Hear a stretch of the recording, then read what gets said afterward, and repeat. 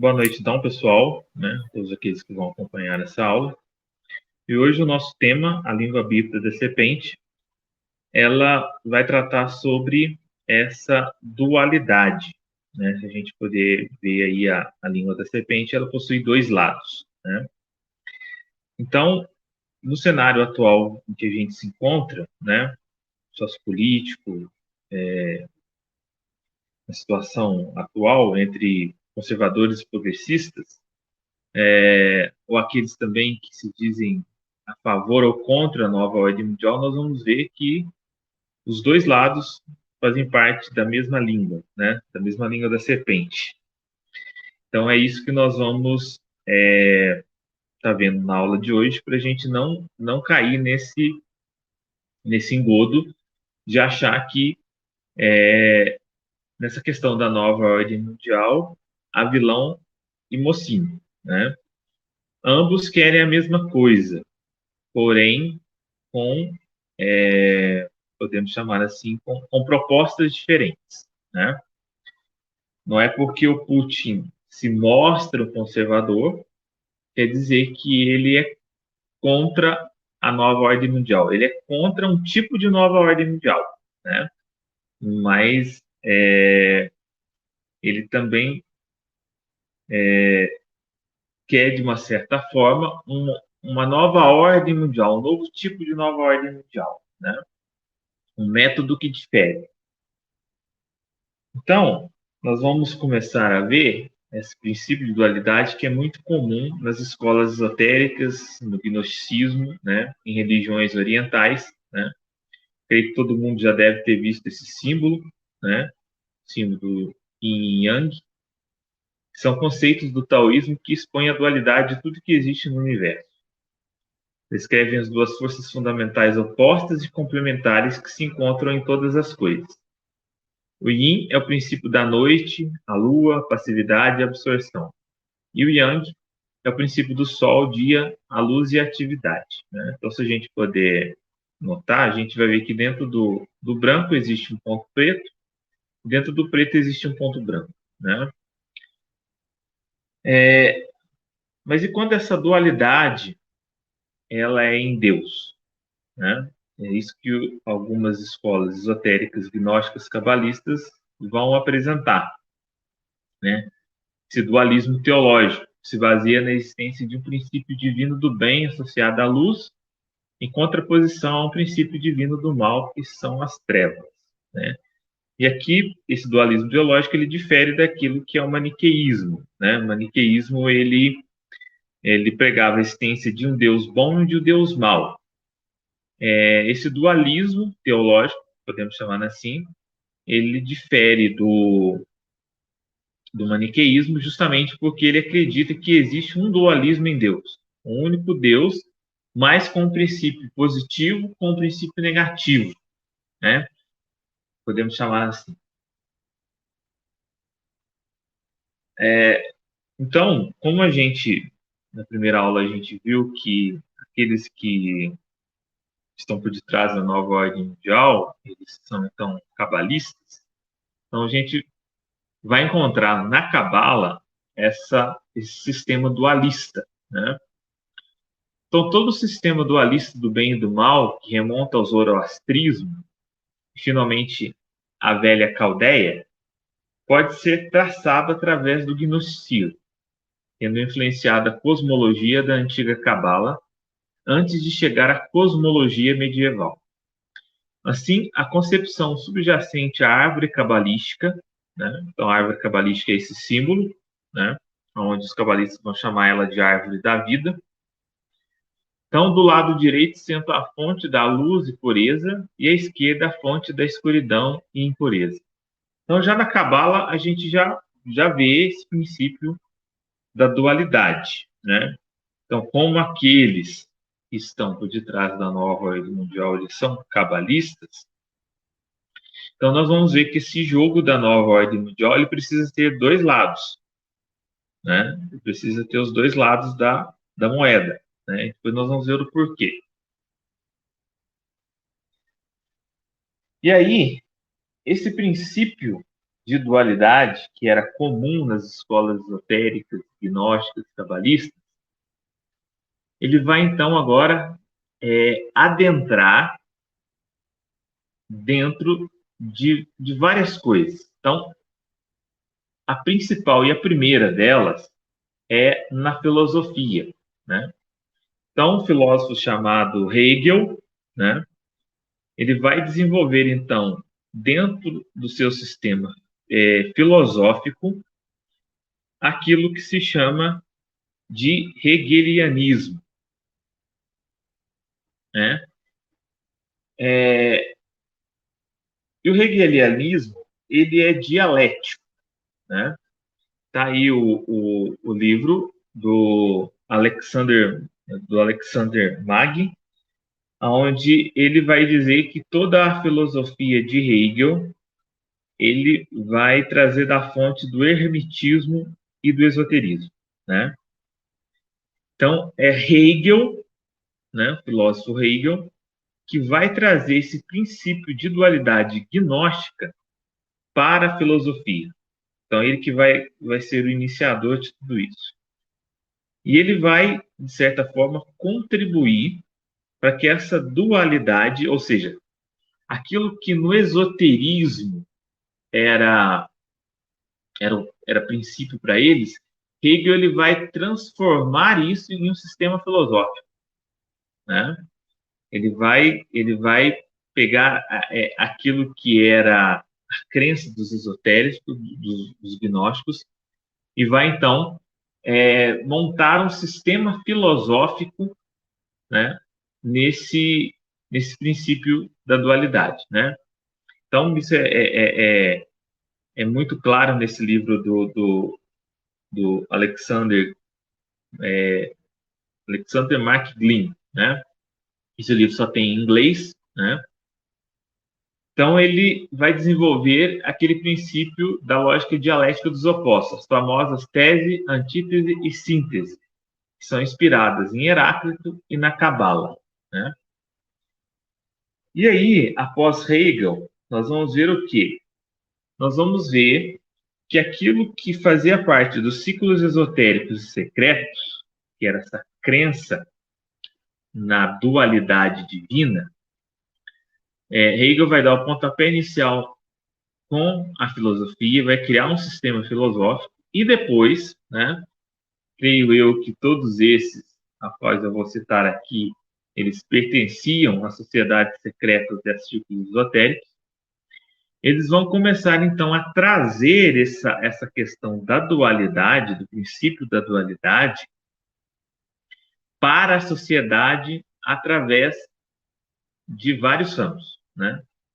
Então, se Hegel iniciou pela filosofia, nós vamos ter então na literatura o famoso livro do Fausto, que é do Goethe, né? E no livro do Fausto vai ter o diálogo do Fausto com o demônio Mefistófeles, né? E nesse diálogo vai ficar muito explícito aqui essa questão da dualidade, né? Então, olha o que Mefistófeles vai dizer, então, a o Fausto, né? Fausto, então, era um homem que ele vai fazer um pacto com o diabo para poder, então, se tornar um homem sábio, né? Essa é a história do Fausto, né? Inclusive, até filmes, né? Do Fausto, filmes mais antigos, né? É muito comum na literatura alemã, né? Esse ponto do Fausto. Então, o que Mefistófeles vai dizer para Fausto? Prestem bem atenção. O diálogo dele com o Fausto. Sou parte daquela força que faz o mal para promover o bem. Fausto diz, não entendo. Mefistófeles diz, eu sou o espírito da negação. Faço as coisas que todo mundo almeja, mas nega diante dos outros. Pecados, a destruição, o mal, enfim, são criações minhas. Fausto diz, você diz que é um espírito, mas está aqui em carne e osso. Mefistófeles, vou falar a verdade enquanto você seu tolo microscópio se julga inteiro por ser carne e espírito. Prestem bem atenção no que Mefistófeles vai dizer. Eu sou toda a parte do que um dia foi inteiro. Sou parte da escuridão que se separou da luz. Sou mãe da noite que abraça a todos. Fausto diz, agora sei do que se trata. Já que nada pode contra o seu maior adversário, vai atacando seus súditos. Mefistófeles. Não chega a ser suficiente, devo admitir. Mesmo depois de causar terremotos, tempestades e banhos de sangue, os homens ressurgem do seco, do molhado, do nada, como semente da erva, como sementes de erva daninha. A única coisa que possuo é o fogo e a escuridão.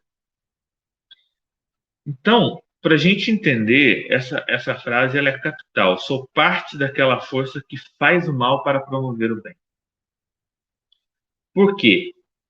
Porque esse princípio de dualidade, ele também é um princípio evolutivo. Né? Se a gente pegar aquilo que Hegel coloca na sua filosofia, tese, síntese e antítese, o que é? Você pega uma coisa má, pega uma outra coisa boa, e daquilo, né, dessas duas forças opostas, vai sair aquilo que chamava de síntese, né? Vai ser essas oposições, elas vão, então, se confrontar e vai sair delas um resultado, né? Em geral, é aquilo que os esotéricos, né, vão dizer, do caos à ordem. Então, de toda uma coisa má, de toda uma coisa ruim, vai, então, depois daquilo, surgir uma coisa boa, né? Então, por isso que ele vai dizer, sou parte daquela força que faz o mal para promover o bem, né? Então, por exemplo, Hegel, ele era um grande defensor da Revolução Francesa, né? E ele via a história dessa forma. Todas as vezes que tinha algum mal, depois daquele mal, depois daquilo, surgia uma coisa boa, né? Mas não para só na literatura. Depois nós vamos ver também na arte, né? Então, esse primeiro quadro, chamado de Sabá, do pintor espanhol Goya, e o segundo, chamado A Criação de Adão, do inglês William Blake. Então, dá para a gente perceber que eles trouxeram o que para a arte? Eles trouxeram, então, essa questão do mal, né? Porque se a gente pegar a arte, a gente via que ela era uma arte que era voltada simplesmente para Deus, né? Então se pintava ali Nossa Senhora, Nosso Senhor Jesus Cristo, os anjos, os santos, né? E uma coisa também que esses iniciados em escolas esotéricas eles faziam, eles colocavam mensagens subliminares na sua arte, né? Então existem muitos quadros onde havia grandes simbolismos esotéricos, né? Isso era muito comum na Renascença, né? Onde começou a florescer essa busca pela volta ao paganismo, por esse esoterismo, né, hermético. Mas já com Goya e com William Blake, já não tem mais essa sublimidade. Ela já fica mais explícita, né? Então, dá para a gente perceber, né? Sabá das Bruxas, né? Se você for pegar os outros quadros de Goya, também são quadros extremamente voltados para uma coisa mais carregada, mais escura, mais negra, né? Assim também como os quadros do William Blake, né? Se você perceber no quadro da criação de Adão, você vai ver que Adão está envolto da serpente, né? Tem envolto da serpente. Então, já na arte, eles trouxeram também esta questão, já querendo mostrar o mal, não como o mal como nós, católicos, cristãos, concebemos, né? Por quê? Nós acreditamos que o mal, ele não tem existência ontológica, né? O mal, ele não é criação de Deus, né? O mal, ele não tem um ser ontológico. O mal, simplesmente, para nós, é a ausência de bem, né? É isso que é o mal. É como se a gente olhar para um buraco. Um buraco, ele se chama buraco, mas o que, que é o buraco? Ausência de terra, né? Você vê um quadro inteirinho negro, o que, que tem ali? Ausência de cores, né? Então, assim, é o mal. O mal, ele não tem uma existência ontológica. Simplesmente, o que é o mal? É a, a falta de bem, né? Só que, para eles, o mal é um princípio ontológico que tem existência. E aqui, né, como a gente vê na arte, a gente pode comparar hoje, isso aqui é o quê? Para Goya, para William Blake, colocar essa coisa, né, Sabá das bruxas, a serpente presente na criação de Adão, é mostrar que o mal está ali presente, né? O mal tem a sua existência, né? Guardadas as devidas proporções. É o que a gente vê hoje no seriado Lúcifer, né? Onde eles querem mostrar que Lúcifer tem um lado bom, né? Ou seja, mais uma vez, o princípio da dualidade, né? Nós vamos ver também a dualidade na música, né? Esse compositor Hector Berlioz, né? Esse é a capa do disco do Hector Berlioz, chamada Sinfonia Fantástica. Por que, que é a capa exatamente igual do Sabá das Bruxas de Goya? Porque essa sinfonia, né, Sinfonia Fantástica do Hector Berlioz, ele vai tratar sobre o quê? Então vamos lá. São momentos na vida de um jovem artista, que a certa altura aparentemente rejeitado por sua amada, resolve se matar com uma dose monumental de ópio. Acontece que ele não morre, mas entra numa alucinação profunda. O último. Então, ou seja, a peça musical, né, a composição musical dele é feita de 4 momentos. E o último momento exatamente, chama-se O Sonho de uma Noite de Sabá, né? Ele sonha que em seu funeral é um sabá, encontro diabólico de feiticeiras, ao qual comparecem monstros e demônios. Em meio a risadas grotescas, grunhidos e gritos, ele ouve uma vez mais a ideia fixa, mas agora ela está destituída de qualquer charme, transformada em uma música de dança vulgar. Nesse movimento, ouvimos o Dies Irae, o Dia da Ira, um cantochão medieval ameaçador que costuma ser evocado por compositores quando esses querem falar da morte, né? Então, ou seja, até na música, né, os autores vão começar então a colocar ali princípios, né, de satanismo, né? Porque nessa época medieval, muitos vão acusar a Igreja Católica de que ela, que, entre aspas, demonizou o diabo, né? Demonizou a serpente do Éden, demonizou Lúcifer. Então, o que homens como o Hector Berlioz, como Hegel, William Blake, Goya queriam trazer?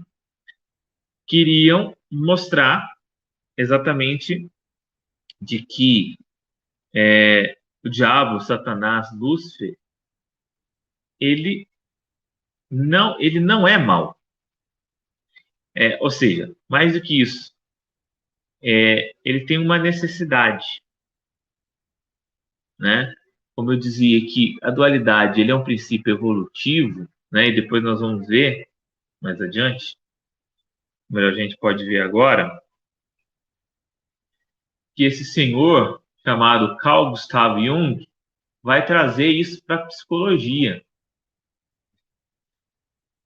Olha só, na filosofia, todo pensamento hegeliano é gnóstico, tese, antítese, negativo e positivo. A gnose de Hegel entrou para influenciar o cristianismo por meio de um psicólogo também gnóstico chamado Carl Gustav Jung, o qual critica o cristianismo, pois ele teria abolido o negativo da divindade. Então, é aquilo que eu falava. O que esses homens acreditavam? Acreditavam que a divindade ela possui um princípio positivo e um princípio negativo. E esse princípio positivo e negativo, embora sejam opostos, excludentes, é através deles que nessa força, nessa luta, né, entre luzes e trevas, entre esses opostos, é que acontece então a evolução, né? Ou seja, você pega uma coisa boa, pega uma coisa ruim, através daquilo vai surgir uma outra coisa. É por isso que chama-se dialética. E assim sucessivamente, né? Então, ou seja, por que eles colocam o princípio mal como algo bom? Porque o princípio mal ele faz parte, ele tem que existir para que as coisas evoluam. Então, se você pega uma coisa, aquele famoso diz, do caos à ordem. De todo o mal vai resultar alguma coisa boa, né? Então, tanto para Jung quanto para Hegel, Deus tem que ter o negativo e o positivo. Por isso, Satanás faz parte da divindade. Mais que isso, é o princípio mais dinâmico e ativo dela, exatamente como o Mefistófeles disse para Fausto, né? Eu sou aquele mal que, no final das contas, promove o bem, né? Então, o mal é o princípio mais dinâmico e ativo, muito mais que os cristãos castraram, tirando toda a sua potência. Então, ou seja, a potência da divindade é o mal, né? É isso que eles acreditam, né? E o cristianismo, o que o cristianismo fez? Ele rejeitou o mal, né? Ele rejeitou Lúcifer, ele rejeitou, né? Colocando o nome dele de diabo, né? E Satanás. E aqui vai nos levar a uma diferenciação muito importante que muitos ainda não se atinam, que é o quê? Que é a diferença entre luciferianismo e satanismo. Que seria então o luciferianismo, a parte positiva de Deus, a luz. Que seria então o satanismo, a parte negativa, a trevas. Então essa é a diferença entre luciferianismo e satanismo, né? Embora vai ter N escolas esotéricas, né? Tradições esotéricas que vão divergir em algum ponto, em alguma coisa, uns vão aceitar, outros não vão aceitar e tal, né? É mais ou menos aquilo que acontece entre o espiritismo kardecista e a Umbanda, mas o fato é que o que é o luciferianismo, né? Então a gente vai traçar esse paralelo do luciferianismo e satanismo. O luciferianismo ele é gnóstico, ou seja, o luciferianismo ele odeia a matéria e ele acredita que a divindade está dentro de nós. Nós temos o princípio divino. O satanismo, por um lado, né, ele de certa forma, ele vai ser panteísta, né? Ele vai divinizar a matéria, né? É lógico que aqui nós vamos ter várias outras religiões que são panteístas, né? O budismo, o brahmanismo, né? Que vão achar que tudo é divino. Mas esse panteísta satanista aqui, ele, ele vai diferir um pouco, depois nós vamos ver o porquê. O luciferianismo ele é espiritualista, o satanismo é materialista. Né? Aí as pessoas podem estar pensando assim, não, mas espera aí, panteísta e materialista, isso aqui não faz alguma coisa, não tem alguma relação aqui com o comunismo? Porque o comunismo ele não é materialista? Sim, né? Por isso que tem aquele famoso livro, Karl Marx era satanista, né? Então, o luciferianismo ele vai enfatizar a alma, enquanto o satanismo o corpo. Por isso que nós vemos os satanistas, e aí vem o outro tópico, o luciferianismo prega a virtude, o satanismo os vícios. Por isso que os satanistas eles vão fazer esses rituais carregados de orgia, carregados de consumo, né, de drogas, de bebidas, né? E o luciferianismo prega a ascensão, né, uma evolução ascensionada, enquanto o satanismo vai pregar a degradação, né?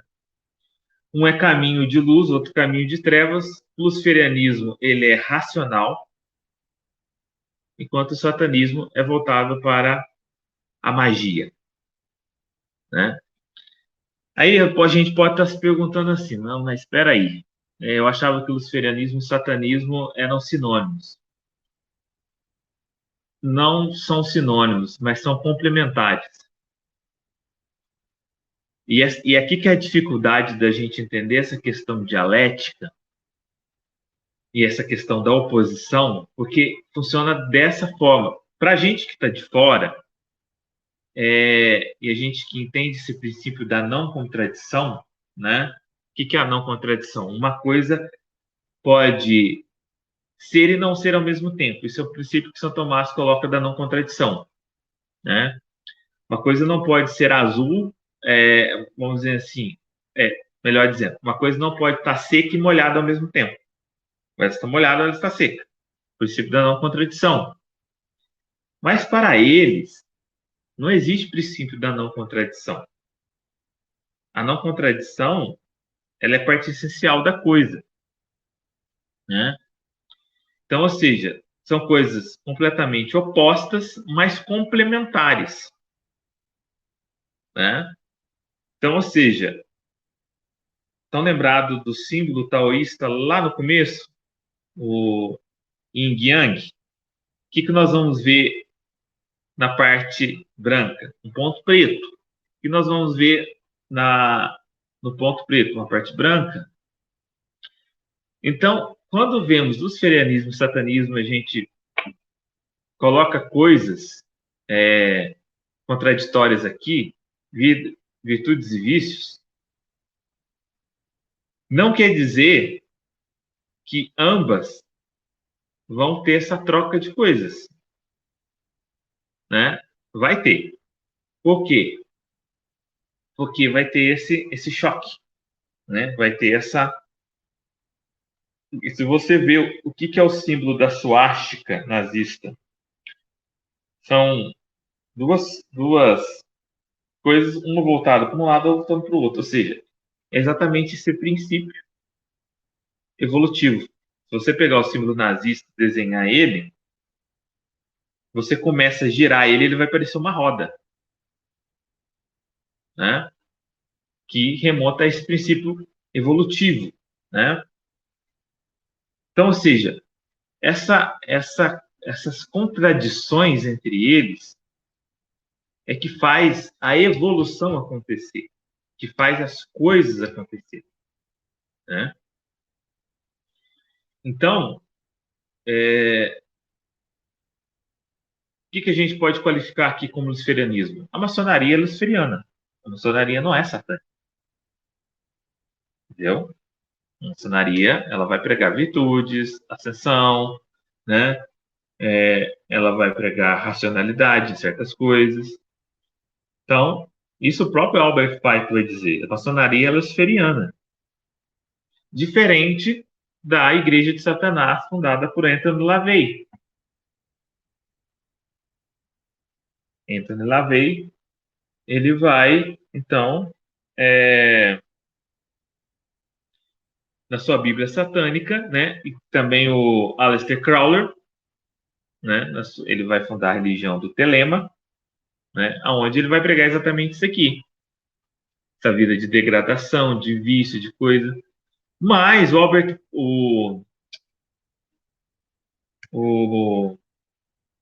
Aleister Crowley, ele também participou da maçonaria. Também participou da maçonaria. Então veja que uma coisa, embora contraditória e excludente, são complementares para eles, né? O Aleister Crowley é um dos maiores satanistas, né? Se não o maior satanista, né? Ele fundou a religião do Telema. E qual que é a religião do Telema? Né? Essa vida desregrada, de degradação, de vício, de corrupção, entendeu?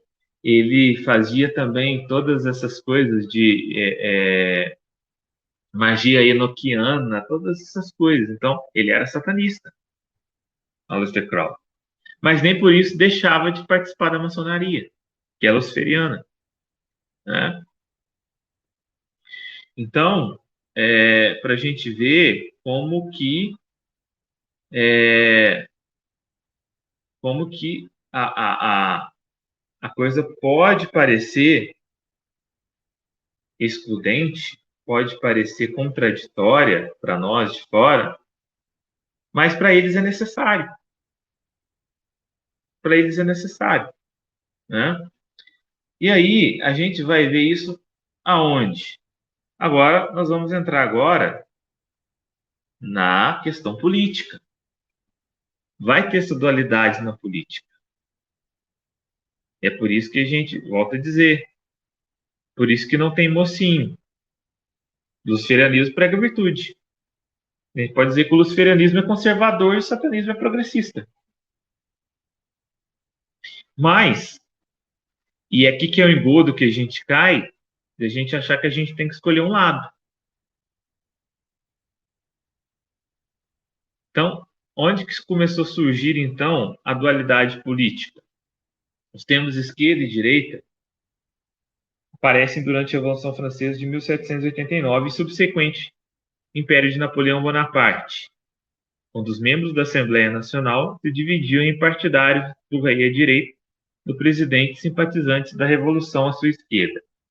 Um detalhe também importante da gente entender aqui, duas figuras que contribuíam para a Revolução Francesa, que poucas pessoas talvez saibam, que eram completamente opostos, mas queriam revolução, que é Voltaire e Rousseau. Ideologias completamente diferentes, chega a ponto até de serem inimigos um do outro, né? Rousseau e Voltaire, mas ambos queriam revolução, né? E aí, para a gente adentrar um pouco nesse campo político, nós vamos ter, então, dois defensores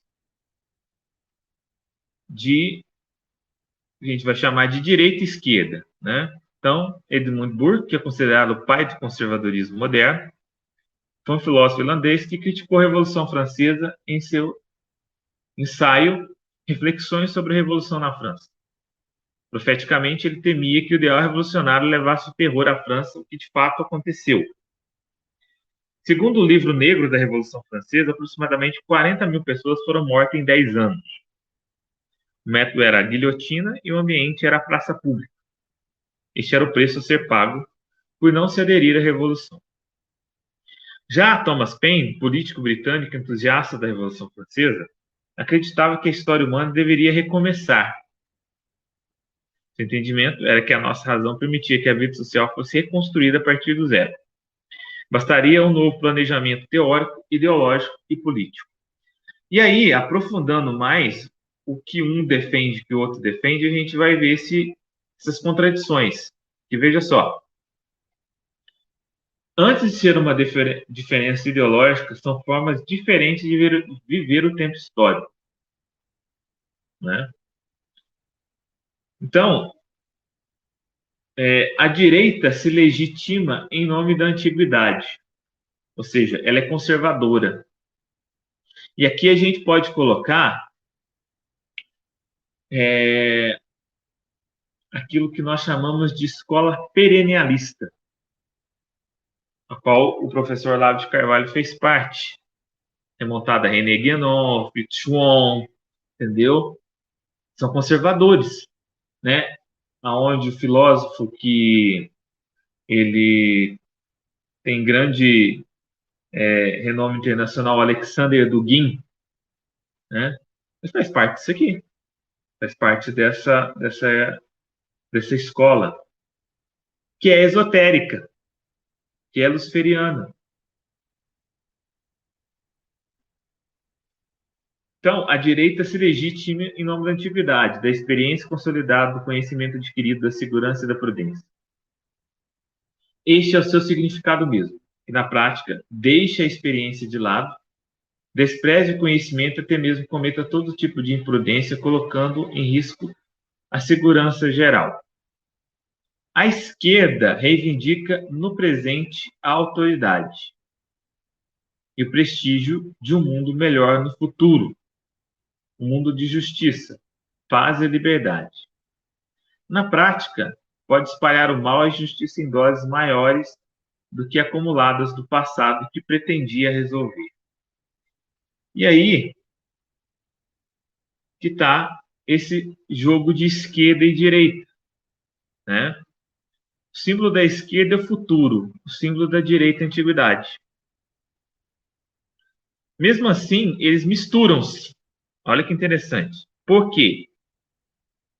A permanência do conservador é projetada no futuro, em uma utopia do existente. Ou seja, o conservador ele quer guardar as coisas da antiguidade para ter um futuro melhor. Da mesma forma, o mundo revolucionário hipotético quer o prestígio das origens, querendo ser a restauração de uma idade perdida de ouro. Aí a esquerda vai dizer o seguinte: olha, nós temos que voltar para esse futuro utópico, se remonta a coisas do passado. Então veja como que são coisas completamente excludentes, mas complementares. Né? Exemplos seriam a doutrina do bom selvagem de Rousseau, o comunismo primitivo de Marx. Né? Então, o Marx queria um mundo melhor, mas dizendo, não, lá atrás, ou seja, ele vai no passado para querer um futuro utópico. Né? Então, vejam como que esse jogo acontece. E aí, nós vamos entrar agora nos bastidores sobre capitalismo e comunismo, esquerda e direita.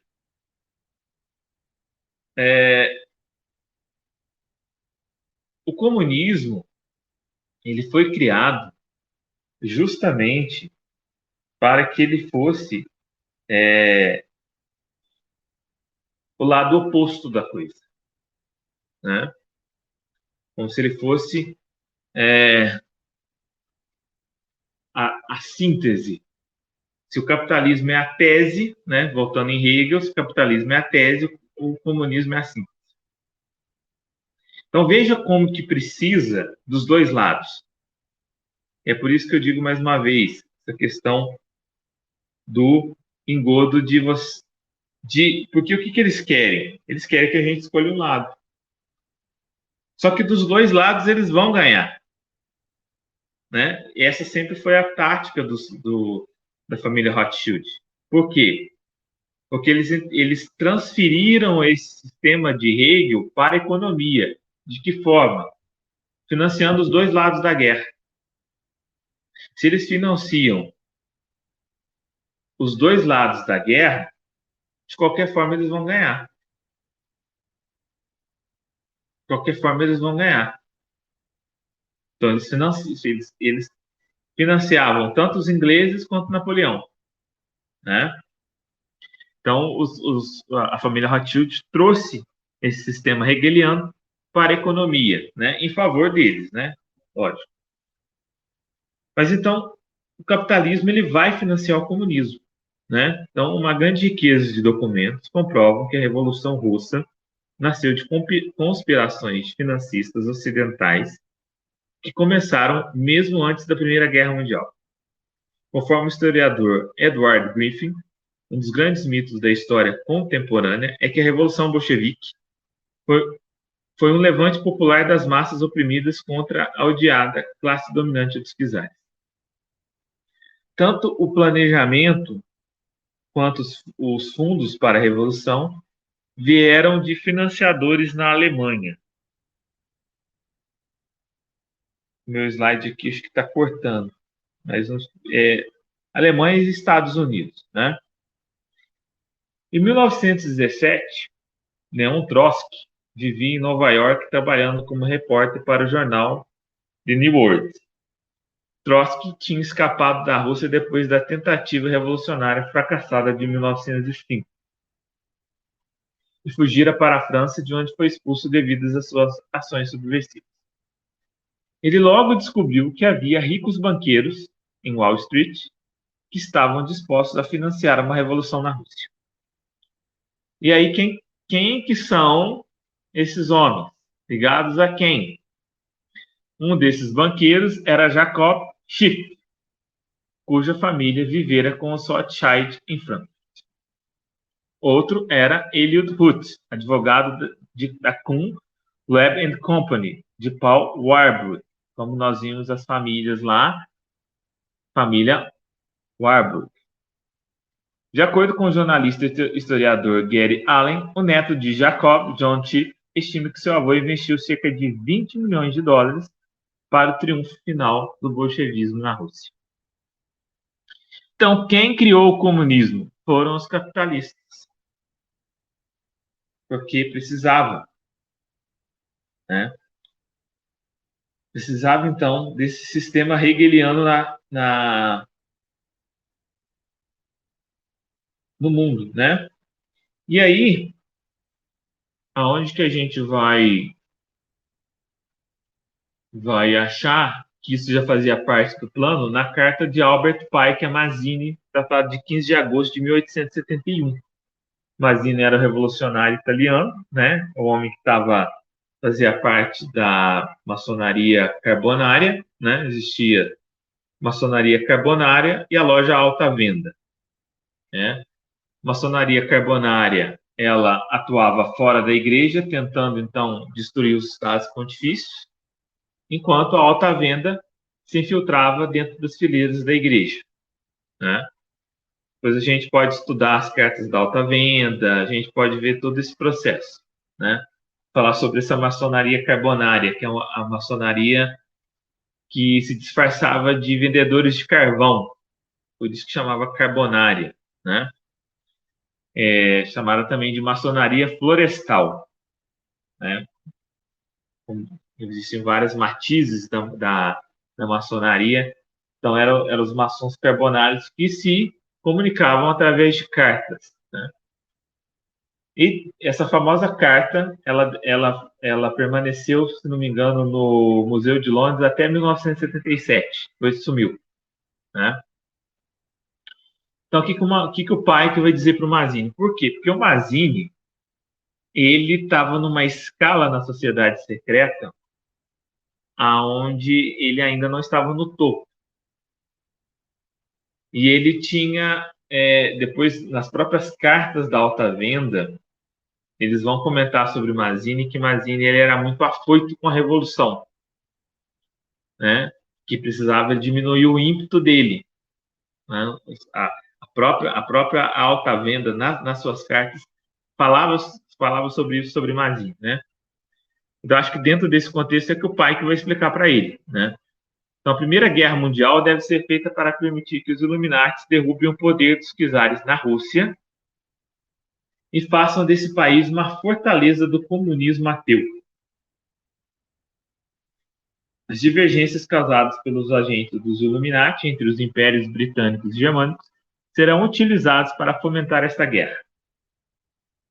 No final da guerra, o comunismo será construído e usado para destruir os outros governos e para enfraquecer as religiões. E aí, detalhe importante para ser complementar aqui, se a gente for ver a Segunda Guerra Mundial, quem mais saiu ganhando com a Segunda Guerra Mundial foi a União Soviética. E ali, pós Segunda Guerra Mundial, o que vai surgir no mundo? Duas polaridades. Vai surgir essas duas polaridades. Vai sair então os Estados Unidos, né, representando todo esse capitalismo liberal, né, maçônico liberal, e o comunismo ateu, né, do leste europeu, né, países comunistas, né, que eram ligados à União Soviética, Cuba, países, a China, Coreia do Norte. Então veja que o mundo, nessa famosa Guerra Fria, ficou um mundo polarizado entre duas vertentes, né? E hoje, né, a gente vê dentro desse contexto. Ah, não, mas o Putin é contra essa nova ordem mundial, né? Ele critica muito o Ocidente, né? O Ocidente capitalista, o Ocidente que está perdendo os valores, né? Tá, mas o que o Putin propõe? Propõe uma outra vertente, né? De nova ordem mundial, né? E uma outra coisa também importante se dizer aqui, que muitas pessoas não sabem, as pessoas também elas qualificam nazismo e fascismo de direita, né? Nazismo e fascismo de direita, na verdade, eles não são de direita, né? Eles são de esquerda, mas é um socialismo diferente, tal qual é essa concepção de nova ordem mundial por esse pessoal ligado às ideias do Alexander Dugin e toda essa escola perennialista, né? Então, se nós temos, de um lado, esse comunismo que quer estabelecer o comunismo internacional, né?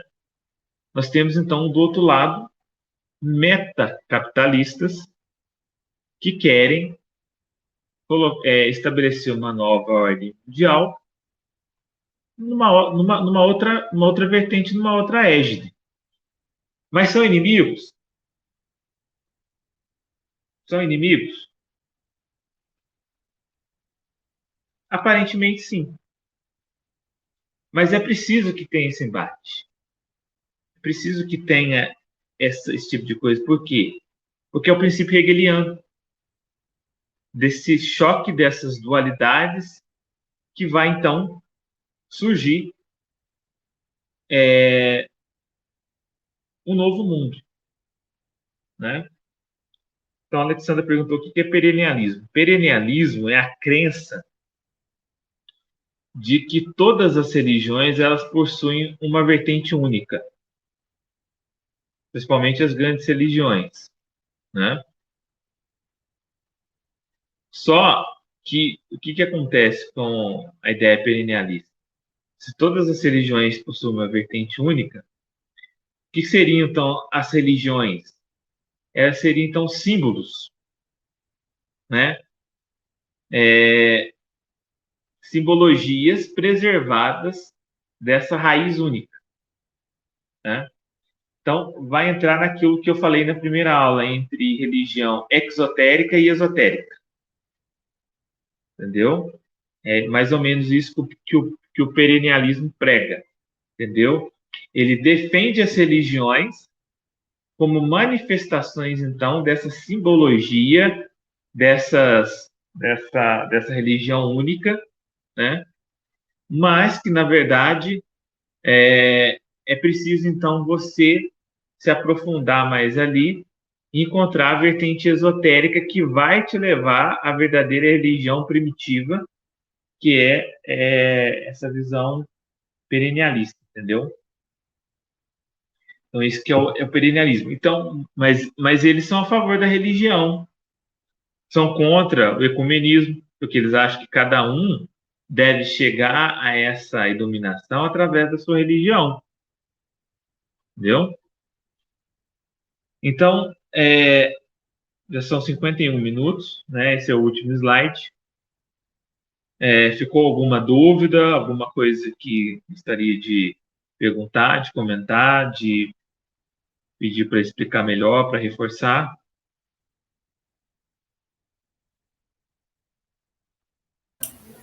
Ô, Claudinei, então, para ver se eu entendi, a gente tem essa dualidade agora, o bloco euroasiano e o bloco dos globalistas, né?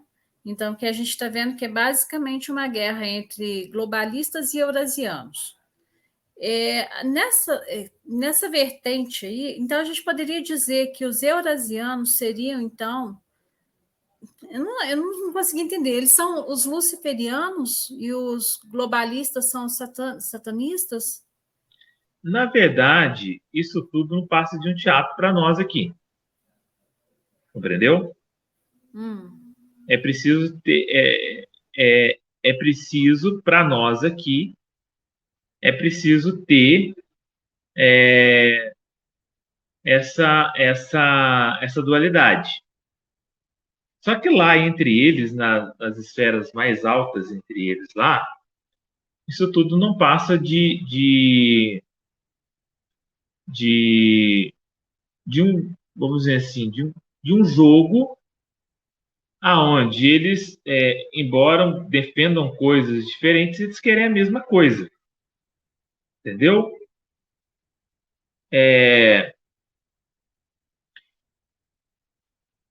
Se a gente for pegar o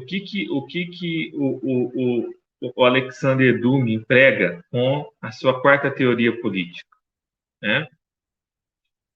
Ele é contra a nova ordem mundial no sentido de a nova ordem mundial querer, então, castrar os países com suas nacionalidades, com aquilo que é próprio de cada país, de cada povo.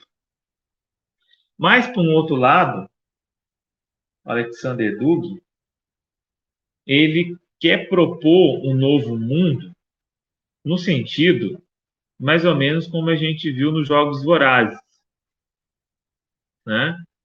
Jogos Vorazes, cada pessoal lá tinha a sua característica, né? Então, ele, como ele é eurasiano, ele defende lá, né, o eurasianismo com tudo aquilo que o eurasianismo tem, né?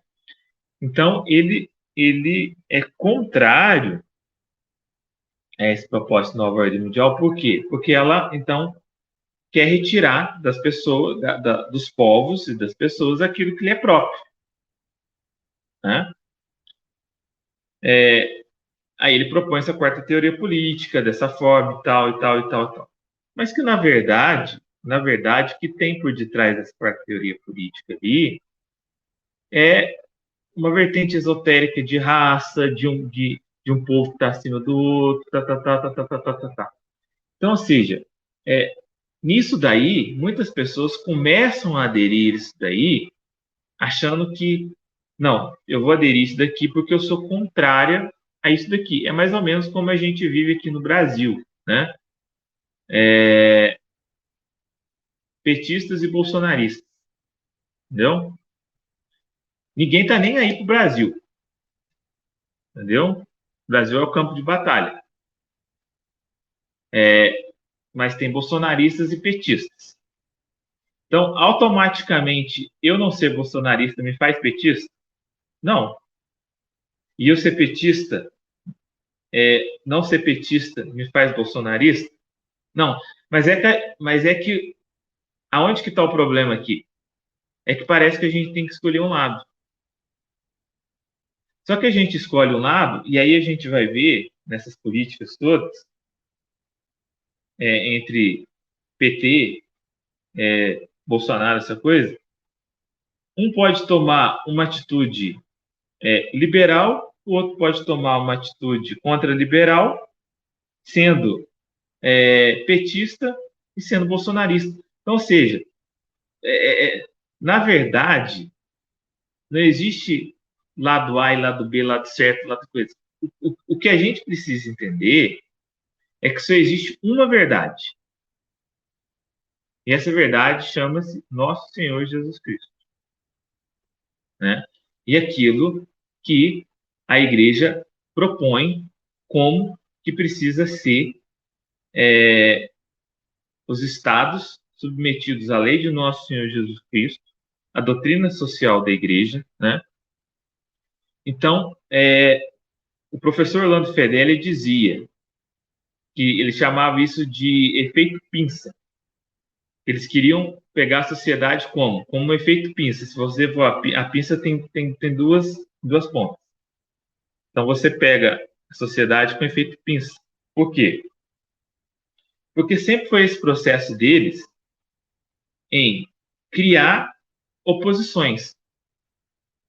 E nessa criação de oposições, faz você escolher um lado em detrimento do outro, achando que aquele lado está certo e aquele lado está errado.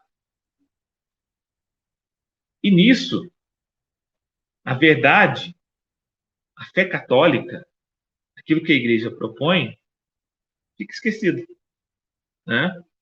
E a igreja começou a enfrentar isso desde lá de Leão XIII, entre uma monarquia absolutista, liberal, e uma forma de governo revolucionário. Então, os católicos naquela época, eles se viram divididos, completamente divididos.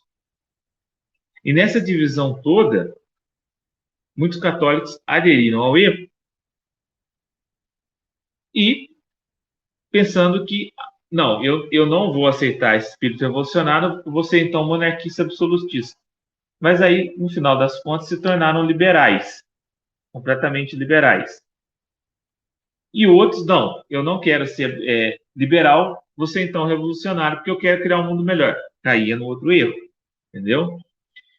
Então, hoje, esse jogo entre ter um vilão e um mocinho, ter dois lados, a gente precisa escolher um, é o que faz a gente cair nesse erro, entendeu?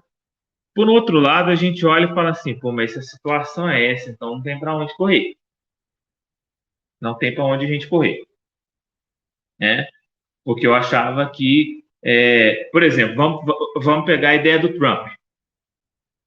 Trump, conservador, tudo mais e tal. Mas o Trump era pró-Israel. Trump achava que a capital de Jerusalém tinha que ser... a capital de Israel tinha que ser Jerusalém, não Tel Aviv. Isso é pensamento sionista. E aí você vai ver algumas coisas do Trump, em algumas partes ele é conservador, em outras não. Compreende? Então, a gente olha para o Putin. O Putin ele não aceita casamento de pessoas do mesmo sexo na Rússia. Então, ele é conservador, defensor da família. Então, eu estou com o Putin. estou com Putin porque ele é defensor da família, ele não aceita casamento homoafetivo, né? Ele está guardando valores tradicionais cristãos e está lutando contra esse pessoal liberal do Ocidente, metacapitalistas aí. Tá, mas tem coisas também. Putin pode ser conservador nesse aspecto por um outro propósito, né? Sabe qual que é o propósito? Por que o Putin não aceita? Porque Putin quer, ele não aceita por questões militares. Por questões militares. Mas, para nós que quer escolher um lado, porque o que acontece? Eles escondem a verdade, que a verdade é Nosso Senhor Jesus Cristo, é aquilo que a igreja propõe como verdade, né? A igreja antes do Vaticano II, né? Não essa igreja que se tornou liberal depois. Então, ou seja, o que acontece? Escondem isso da gente e colocam como opção um lado e outro. Um lado e outro. Entendeu? Então, esse é o nosso engodo. Esse é o nosso, vamos dizer assim, a nossa cruz e espada. Essa é a nossa dificuldade. Entendeu? Se as pessoas não tiverem uma visão sobrenatural, espiritual, de entender o que a gente está enfrentando, que isso foi profetizado na Sagrada Escritura, a grande tribulação, muitos vão sucumbir, entendeu? Muitos vão se tornar, vão deixar de ser católicos, vão deixar de ser cristãos e abraçar ideologias. Como a gente vê essa questão da quarta teoria política do Dugin, é uma ideologia, né? Muitos estão aceitando, entendeu? Só que aonde vai nos levar? Né? É lógico que tudo isso tem ares filosóficos, é bem constituído filosoficamente, tem tudo aquilo e tal, mas não deixa de ser erro. Não deixa de ser erro, né? Então, para a gente entender, dando um exemplo banal aqui, mas a gente vai entender. Eu tenho um celular de última geração, bom, mas eu escondo esse celular de você. E dou 2 celulares antigos para você escolher. Qualquer um que você escolher é ruim, é antigo e tal. E o bom e o verdadeiro eu escondo. E é exatamente isso que eles querem fazer. É exatamente isso que eles querem nos colocar. E é por isso que eles atacam tanto o cristianismo, tanto de um lado quanto de outro. Na verdade, não passam de Herodes e Pilatos. São Herodes e são Pilatos, né? Porque há uma perseguição na Rússia contra o catolicismo, porque a Rússia ela é inteiramente ortodoxa, inteiramente não, ela na sua maioria é ortodoxa e persegue o catolicismo, né? Só que esse cristianismo da Rússia é um cristianismo que foi muito afetado pelo comunismo soviético, muito afetado por correntes gnósticas, entendeu? Não deixa de ser também uma heresia, porque ela se separou da Igreja Católica, e lá muitos católicos são perseguidos, né?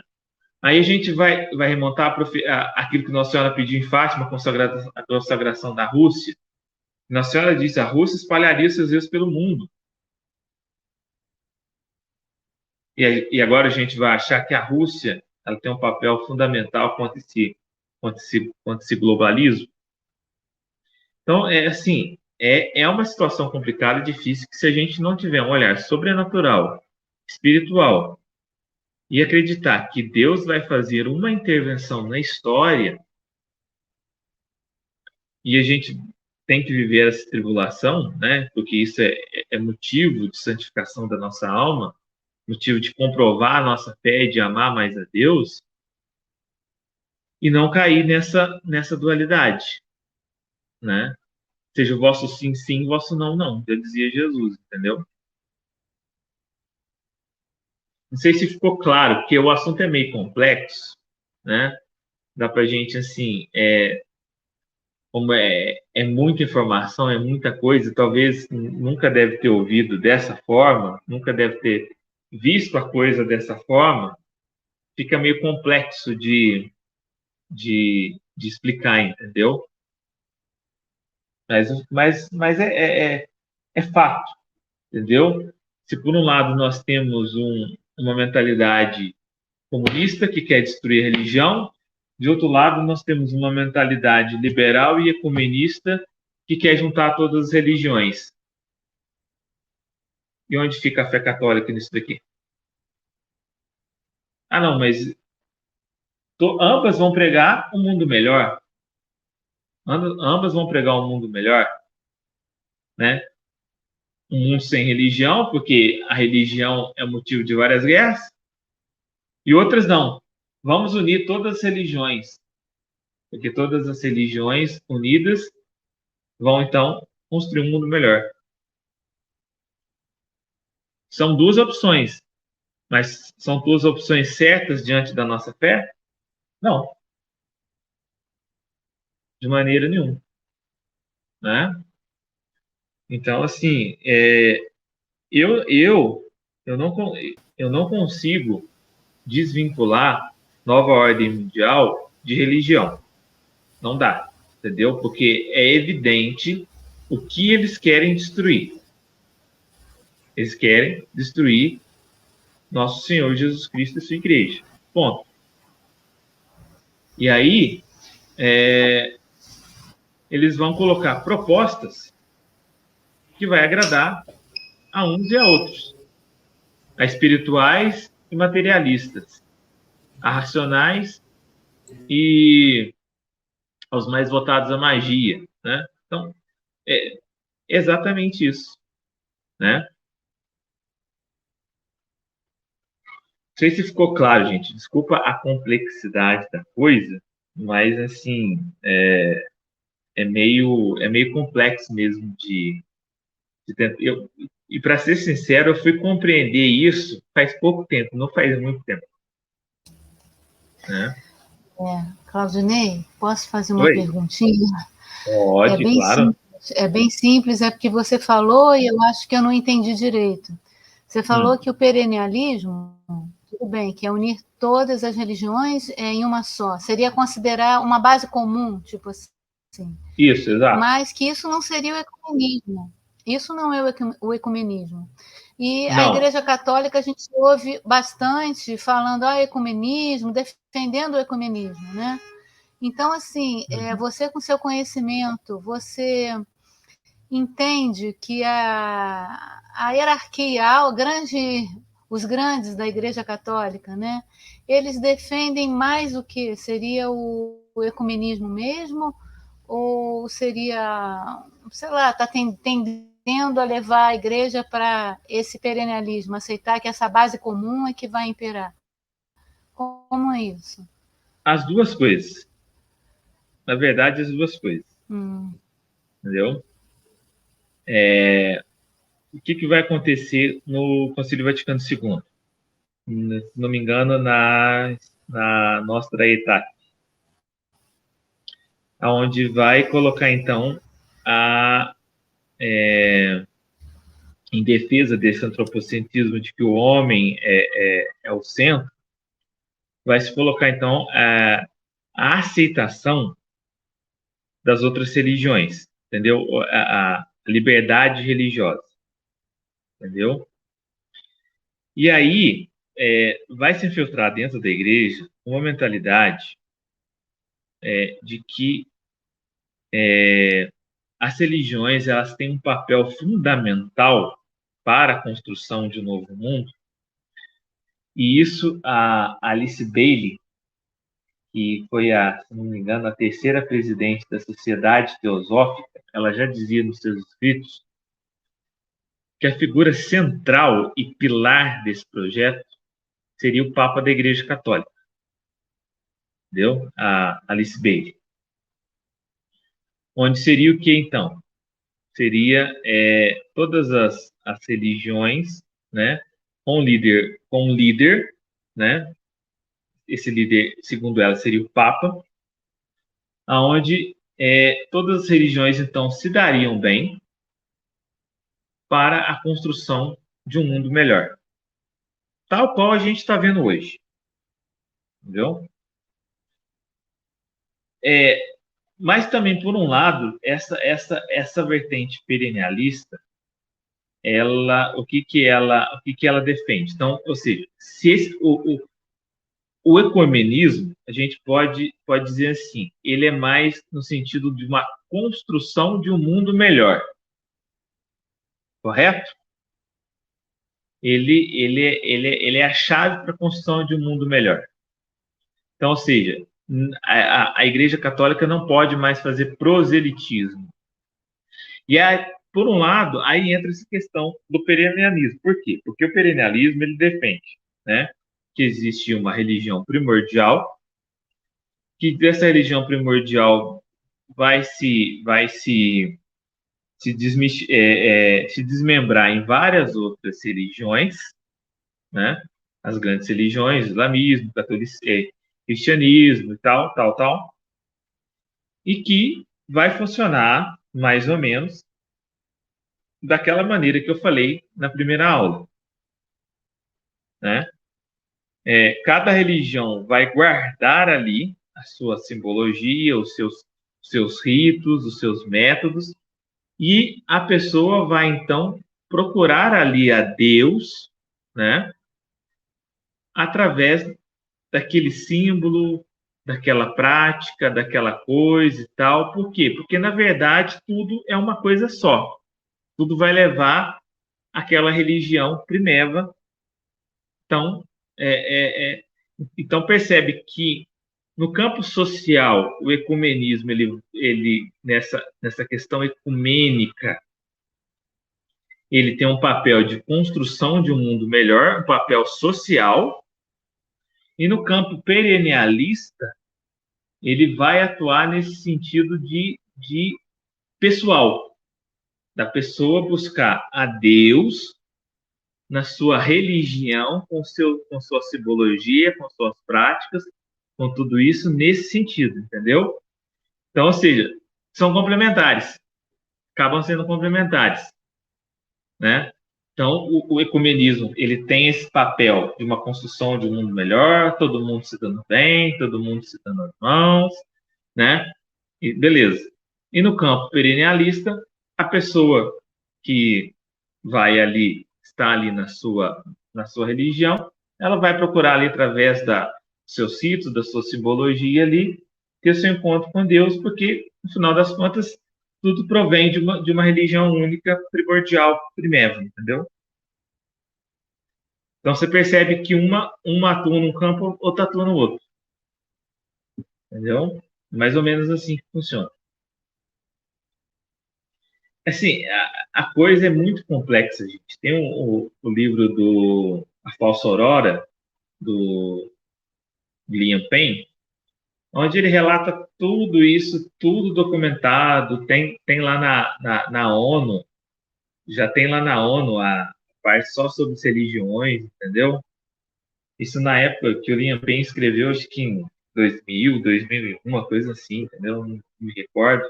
Eu não li o livro, quem leu foi minha esposa, ela lia e me falava, entendeu? Todos esses líderes religiosos, né, a construção de um mundo melhor, toda essa balela, né? Toda essa balela. E que, na verdade, no final das contas, faz parte da nova ordem mundial, porque é interesse, né, ter essa unificação. É aquilo que eu falo para vocês, se não vai de um lado, vai do outro. Ou a gente cria uma religião única, ou a gente faz todas as religiões, né, na função do mundo melhor. O que vier primeiro é lucro. Entendeu? Então, ou seja, a gente não tem que ser nem ecumenista e nem perennialista. A gente tem que ser católico, né? Para a gente ver como que a gente está realmente numa situação difícil, muito complicada, né? Situação muito delicada mesmo. E eu sempre costumo dizer, o que a gente tem que ter nesse momento? A gente tem que ter oração, em primeiro lugar, rezar, oração, né? E segundo, estudo, estudar. Porque o demônio, ele já dizia São Luís Maria Grignon de Montfort, Tratado da Verdadeira Devoção, ele diz que o demônio, ele quer agradar o freguês. Não importa a maneira, mas ele quer agradar o freguês, né? Então, alguns ele vai ser mais espiritualista, outros ele vai ser mais materialista, alguns ele vai dar tal coisa, outros ele vai dar tal coisa, e São Luís diz, né? O que o demônio é? Ele é um falso fazedor de moedas. Então ele faz moeda de ouro, faz moeda de prata, faz moeda de cobre, ao gosto do cliente, né?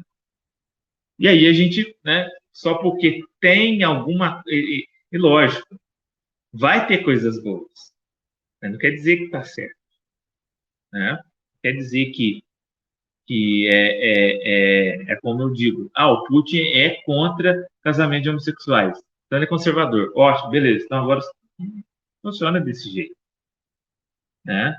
Eu acho que a gente está tão carente das coisas que a gente vê alguém falar, defender, dizer, né? A gente quer de certa forma, acaba sendo um alento, né? Para a gente, assim, nossa, a pessoa está guardando ali valores, né? Valores cristãos, tudo. A gente, no final das contas, a gente quer acreditar.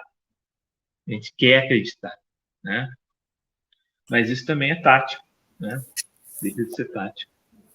Ô, Claudinei, essa semana passada o padre Wander fez uma live falando sobre essa questão da Rússia, a questão dessa dualidade entre a Rússia e a Ucrânia e tal. Uma coisa que ele alertou é justamente isso. A gente não tomar partido agora, Sim, porque vai muito além de um partido ou outro, de um lado ou outro, que sim. realmente é uma guerra mais espiritual mesmo. É aquilo que eu digo.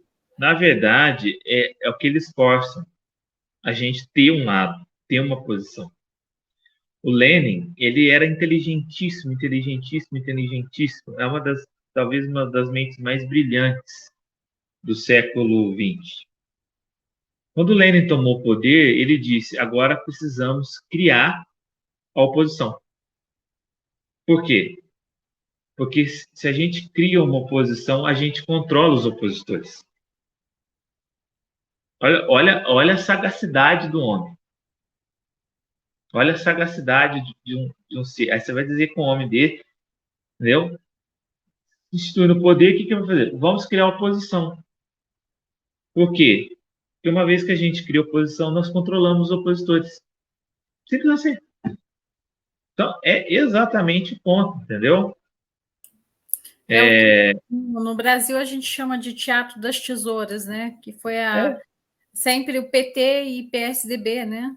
Só que o PSDB, é aqui que está o ponto, ele nunca foi de direita. O PSDB, ele é a direita do PT, mas não quer dizer que ele foi de direita.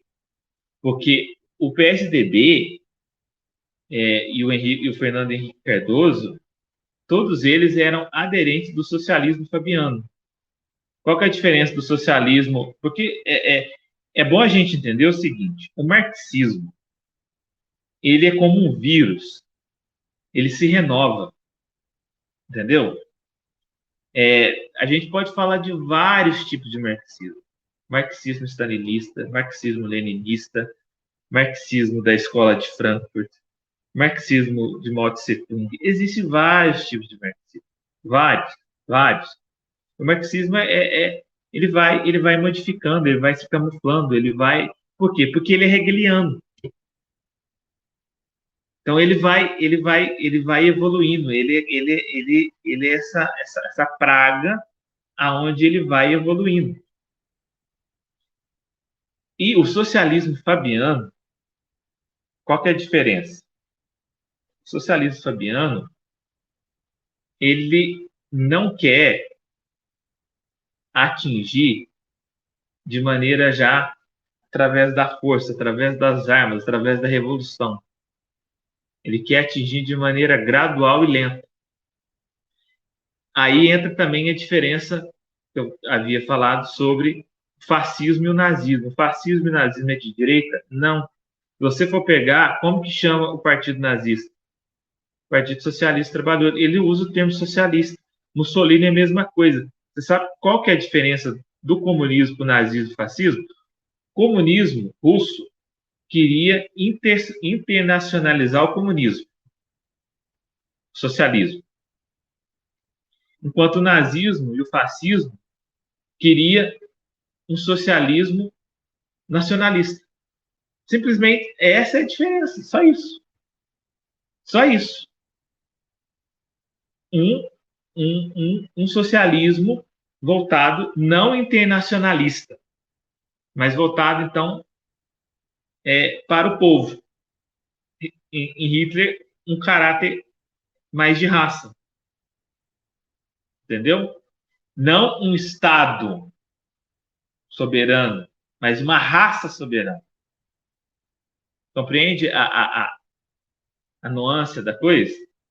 Ah, não, mas o nazismo é de extrema direita, nunca foi. O fascismo nunca foi. Só o Karnal que fala essas besteiras, porque como ele é socialista, aí ele quer denegrir. Ele não quer dizer que o nazismo é de esquerda, mas o nazismo, o Partido Socialista dos Trabalhadores. Ele usa o termo socialista. Ah, não, mas ele não controlou os meios de produção, não importa. Não importa os métodos, os meios. É isso que a gente tem que entender, tem que compreender. É aquele famoso ditado, nem tudo é preto e branco, gente. Nem tudo é dessa forma. Só que eles querem, e aí que eles entram nessa questão de ficar generalizando as coisas. Então, qualquer coisa que você fala, ah, não, fascista, mas peraí, você sabe o que é fascismo? Nem sabe o que é fascismo, mas te xingando de fascista. Ah, você aqui é nazista, mas estamos xingando de nazista, nem sabe o que é nazista. Entendeu? Então, mas o que acontece? Porque eles querem pegar e ficar vinculando a coisas, quer ficar generalizando as coisas, entendeu? Ah, não, mas o comunismo, o que ele prega? Ah, ele prega a estatização, o poder soberano do Estado, sobre a economia e tudo. Isso é um tipo de marxismo. Um tipo. Existem vários outros tipos, né? Então, é isso que a gente tem que prestar atenção. E uma outra tática também, que eu vi um cientista político explicando o seguinte: como que os partidos eles vão se modificando, né? Até porque essa questão de democracia, gente, Mussolini já dizia. O que é democracia? É a ideia de que o povo está no comando enquanto outras pessoas governam.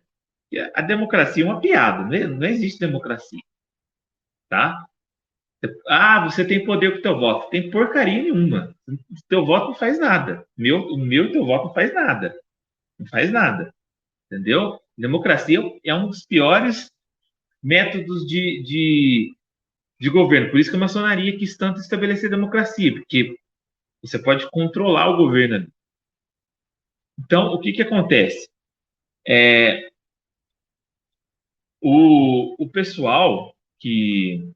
Agora esqueci o que eu ia falar. O que eu estava falando mesmo, gente? Eu tenho um pensamento tão rápido, que eu falo uma coisa, lembro de outra e trago outra coisa. O que eu estava falando mesmo antes? É que eu me empolgo. Você estava falando de comunismo, socialismo, diferença. Sim, é verdade, lembrei. O que o cientista político falou? Ele falou o seguinte, e vai mudando as coisas. Em 1990, o PT era um partido de esquerda, correto? Depois veio outros partidos, cada vez mais de esquerda. Então, PSTU, PCdoB, PSCQ, tá. Então, veja, se o PT estava aqui, foram surgindo partidos de esquerda, hoje o PT é mais de centro. do que o PCdoB. O PCdoB é mais esquerda que o PT. Então, se o PT na década de 90 era partido de esquerda, hoje ele já está quase virando um partido de centro. Porque nós temos já PSD, PSOL, PSTU, que vão ficando cada vez mais de esquerda. Então, o que faz o PT se tornar um partido quase de centro.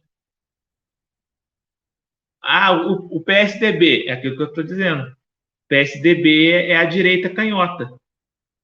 Entendeu? O PSDB é direita do PT, que é de esquerda, mas não quer dizer que o PT é de direita. O PSDB. Entendeu? Só diverge na forma. Então, a gente está vivendo esse dualismo há muito tempo. E é por isso que a gente não consegue sair dele. Porque as forças vão se alternando. A gente fica igualzinho aquele ratinho de laboratório que corre. Está no mesmo lugar. Entendeu? Vê lá nos Estados Unidos. Democratas e republicanos. Fica lá. Aí eu pergunto para você, os Estados Unidos, os americanos, tirando democratas e republicanos, eles vão ter alguma outra via? Não vão ter. Vão ter escolha? Não. Entendeu? Então, como eu estou dizendo para vocês, essa é a situação que a gente se encontra. Entendeu? Não sei se fui claro, se consegui te dar uma resposta satisfatória, Rosângela. Sim, bastante. Obrigada. É muito complexo, né? É muito complexo. E diz respeito à nossa vida. Então, não é só teoria, né? A gente sente, né? Essas forças vêm em cima da nossa vida. Eu até comprei um livro aqui, recentemente, que chama O Fascismo de Esquerda, ó, do Jonan Goldberg, onde ele vai dizer que a história do esquerdismo americano, que homens que se pareciam ser de direita, na verdade eram esquerdistas, mas um esquerdismo diferente, e parecia ser de direita. Porque é exatamente isso que eu estou dizendo. Se aparece alguém mais radical que eu vou parecer equilibrado. Sim. Está compreendendo? É exatamente aqui o jogo. Compreendeu? Eles querem dar a gente a possibilidade de achar que a gente está escolhendo, quando na verdade eles estão manipulando a escolha. Estão compreendendo? Na verdade, isso daí tudo, essa questão dessa guerra toda agora, me parece que é mais um teatro, né? Então, sabe o que eu ouvi dizer? Tentar impor a nova ordem, né? Sim, então, o que eu ouvi no grupo que eu faço parte no Telegram? Que quando a mídia se voltou toda para a guerra, a Organização Mundial da Saúde estava elaborando, né, um plano para que os países, em caso de uma nova pandemia, perdessem toda a sua autonomia, que a nova ordem, que a Organização Mundial da Saúde assumisse, né, perante todo o mundo, sucumbindo às autoridades dos países sobre qualquer outra pandemia que tiver. E a gente pode esperar uma próxima aí para um futuro. Exato, até porque o Bill Gates falou, né? Entendeu? Agora, nossa, mas quando foi assinado isso? Durante a guerra da Rússia e da Ucrânia. Foi nesse período agora. Começou a guerra, já estava colocando isso em pauta, entendeu? Dessa questão dos países, então, perderem a sua soberania diante de uma próxima pandemia. E na própria Ucrânia tem um laboratório, né, de vírus altamente patogênicos, tem uma situação assim. Então, quer dizer, já está tudo no esquema. Já. Me parece que foram 36 laboratórios que foram encontrados lá na Ucrânia, né? Então, e agora tem uma outra coisa que está acontecendo, que é os países já estão começando a retirada da máscara. Né? Aqui no Brasil, já algumas cidades já estão já dispensando o uso da máscara obrigatório. Entendeu? Eu, sim, minha visão.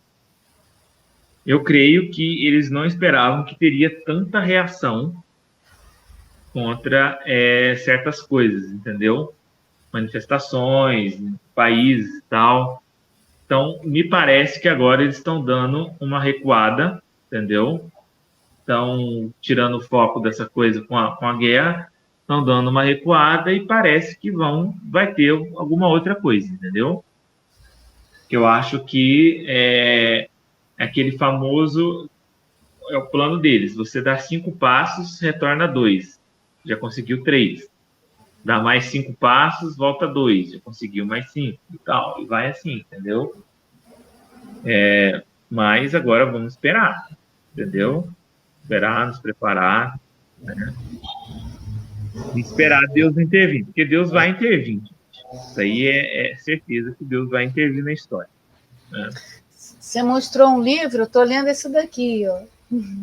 Esse livro é ótimo. Esse livro vai tratar exatamente desse slide aqui, ó. Aqui, é esse aqui, Alexandra. Ele vai tratar... Gary Allen. Aqui, ó. Ele fala aqui, ó. O Gary Allen fala aqui, ó. De acordo com o jornalista e historiador Gary Allen.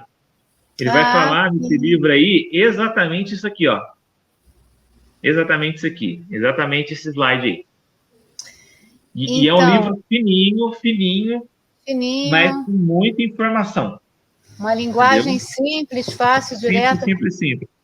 E uma das coisas que eu gostei muito que ele falou é que a grande tática deles, né, é fazer a gente acreditar que não tem jeito, que é uma força tão gigantesca, né, que a gente não vai conseguir deter. Né? Então, é exatamente isso que você está falando. Né? A gente tem que acreditar em Deus, continuar se informando, os contatos têm que permanecer. Né? E assim, Rosângela, saúde que se uniram na pandemia, né? Que se uniram na pandemia, isso foi uma coisa que eu acho que eles não esperavam. Né? Não, eu também acho que não. Entendeu? A vida, a reputação. Sim. Né? Entendeu? Isso eu acho que eles não esperavam. Agora, o que a gente tem que entender é o seguinte, que às vezes a gente não pode cair no sentido de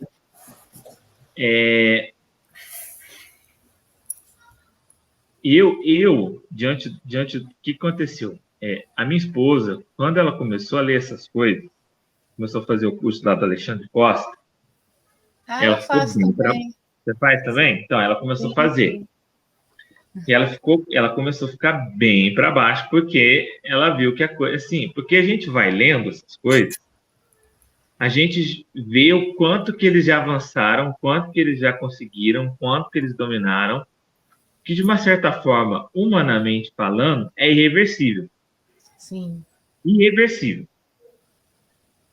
E se a gente não tiver uma estrutura, eu falava para ela, olha, você tem que entender que o que cabe a gente é resistir. Nós temos uma resistência. Se a nova ordem mundial ganhou em certas vidas. Na minha não vai ganhar. Se ela ganhou na vida dos outros, problema dos outros, mas na minha não. Agora, a solução vai ser uma solução de uma intervenção divina. Isso já é profetizado.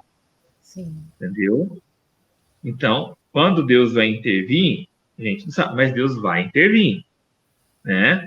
Nossa Senhora falou isso em a aparição da medalha milagrosa, várias aparições de Nossa Senhora, ela disse isso. Então, vai haver uma intervenção. Né? Muitos santos viram, né? Então, só que a nova ordem mundial venceu, pode ter vencido na vida dos outros, mas não venceu na minha. Enquanto eu estou aqui, eu vou resistir. A gente tem que ser igualzinho, traçando paralelo com a Bíblia, igualzinho os macabeus. Vamos resistir, entendeu? Vamos acordar quem ainda pode ser acordado, vamos avisar quem ainda a gente pode avisar, vamos chamar quem a gente ainda pode chamar, entendeu? Vamos avisar, vamos dizer, vamos fazer a nossa parte e vamos resistir. Agora, nós não podemos achar que nós vamos dar uma solução humana para a coisa, porque humanamente não tem uma solução. Até porque, quando esse livro foi escrito, muita coisa já avançou. Entendeu? Sim. Muita coisa já avançou. Né? E muita coisa tem avançado. O que pouca gente sabe, eu vou falar uma coisa, talvez vocês não saibam. Muita gente está falando agora o seguinte: nossa, o George Orwell, como que ele adivinhou essas coisas todas? George Orwell, como que o Adolf Huxley com Admirável Mundo Novo? Gente, isso já era o plano lá atrás. Você sabe por que eles escreveram esses livros? Eu ia falar isso na formação da Sociedade Secreta, mas eu vou falar agora. O que eles fazem? E está acontecendo isso hoje também. Faz o seguinte, ó. George Orwell e o Huxley faziam parte da Sociedade Secreta. Só que na época eles não tinham WhatsApp, eles não tinham grupo de WhatsApp. Não está lá grupo Rockefeller, não está lá grupo Bilderberg no WhatsApp, eles não tinham. Era uma coisa mundial. Carta não dá para mandar, porque muitas coisas foram descobertas, muitas coisas saíram, muitas coisas vazaram. Então, qual que foi a ideia deles? E isso acontece até hoje. George Orwell vai, escreve todo o plano em forma de livro, parecendo uma distopia. Uma preditiva, né? Mas que os iniciados, que talvez nem o George Orwell sabia, nem o Huxley sabia quem eram, saberia que aquilo era o plano. E até hoje isso acontece. Vocês acham que os Simpsons, o pessoal brinca com os Simpsons, você acha que aquilo é à toa? Aquilo não é à toa. Uhum. Então, esses caras, eles não são profetas. Eles sabiam do plano, só que eles colocaram o plano debaixo do nosso nariz, em forma de livro de distopia. Agora, os iniciados, né, liam aquilo, sabiam que aquilo era o plano. E ficou tudo secreto.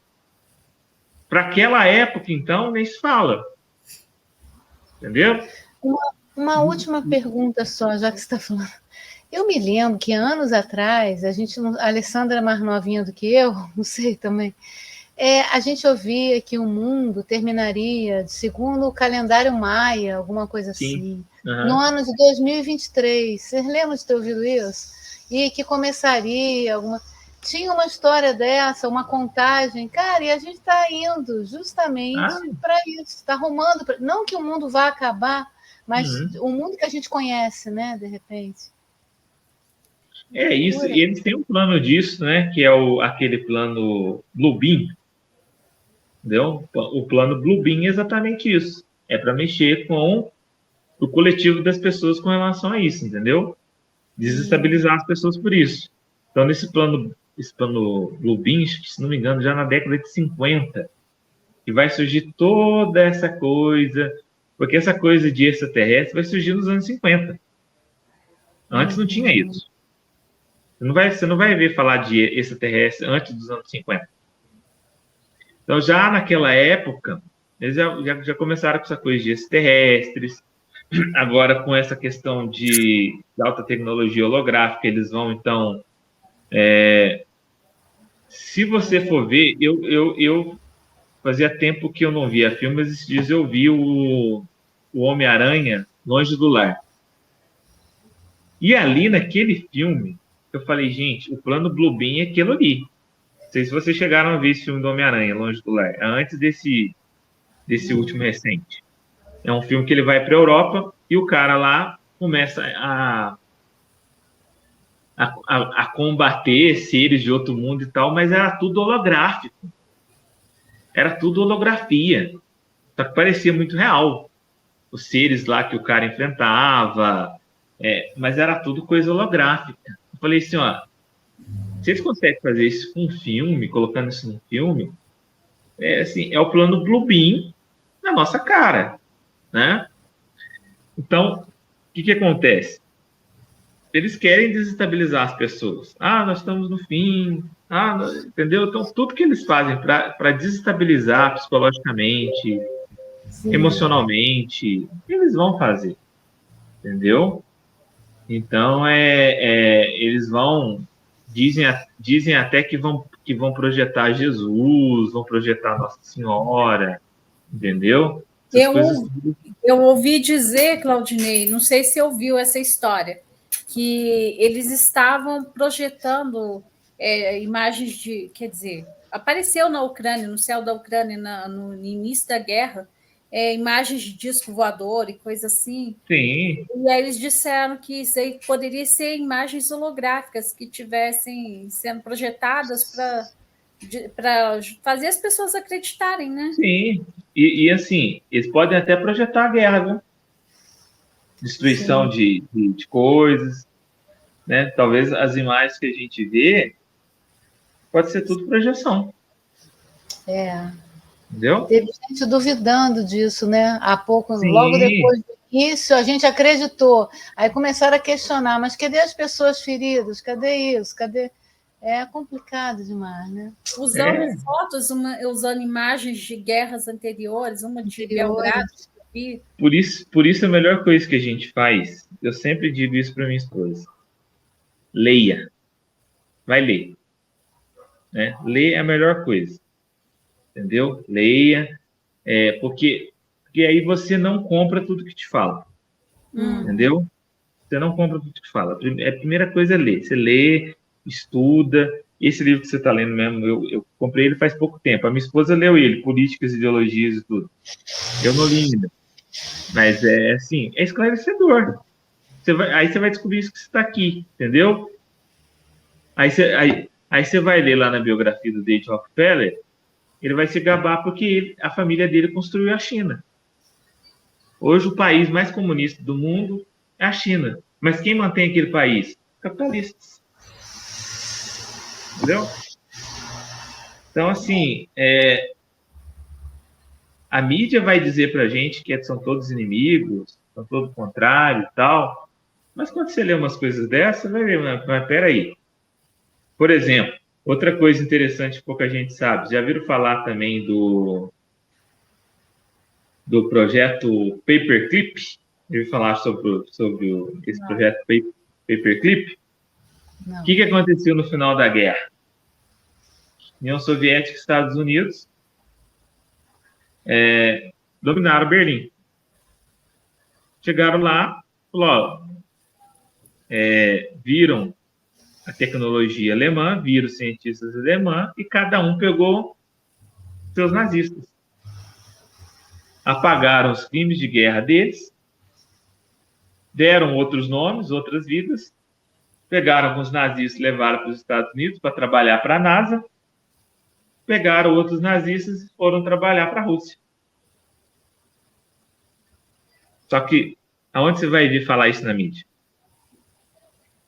Vai falar. Então, eles fizeram esse acordo. Então, a Guerra Fria, na verdade, era uma disputa assim, ó, o meu alemão é melhor que o seu.